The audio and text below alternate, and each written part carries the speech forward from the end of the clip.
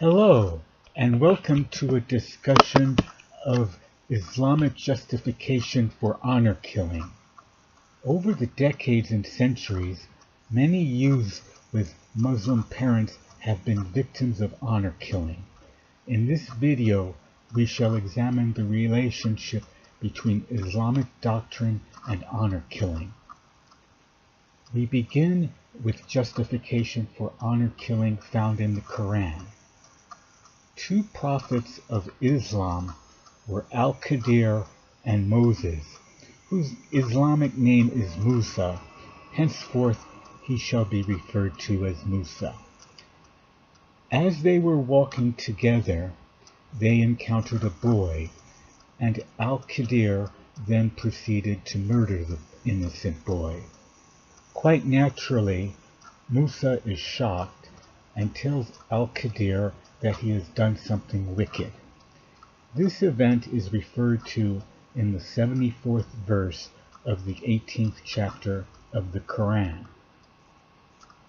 In the 80th verse of this same chapter, Al-Qadir provided a justification for the murder of the innocent boy. He and his Allah feared that the boy would later become rebellious and ungrateful to his believing parents. In the next verse, Quran chapter 18, verse 81, Al-Qadir indicates that the God of the universe demanded the death penalty for the boy's future disobedience and ingratitude, so that later the boy's parents can be given a substitute. Obeying Allah's command, the Islamic prophet Al-Qadir murdered a boy. Muslims, of course, approve of this murder, since they approve of everything that their God orders.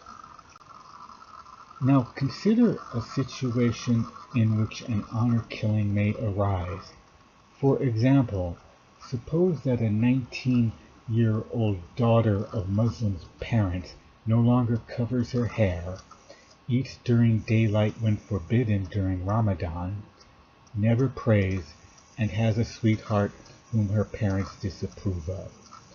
As a result, her parents are angry and disappointed. They seek guidance from both Allah and Muhammad regarding what to do. What do they find in the Quran and the Islamic Hadith? Their daughter has almost assuredly become an apostate. The role model of Muslims, Muhammad, commanded his followers to murder apostates. It is written in Sahih Bukhari that he exclaimed, "Whoever changes his Islamic religion, kill him." It should also be noted at this time that devout Muslims regard anyone such as this daughter having disbelief toward Islam as the worst of created beings. This is mentioned in the 6th verse of the 98th chapter of the Quran. As mentioned earlier, we already know that the Allah of Islam, whom the Muslims regard as perfect and unerring, sanctioned the murder of a boy out of fear that this boy would later dismay his parents through rebellion and disbelief.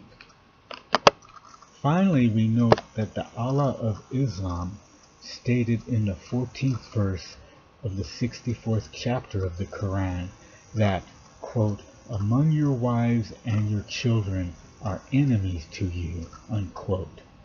To the Muslim man, one or more of his wives and children is quite likely an enemy.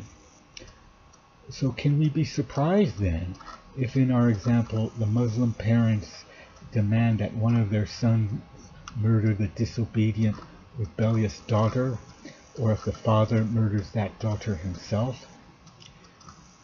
Next are presented 4 additional examples of honor killing in Islam.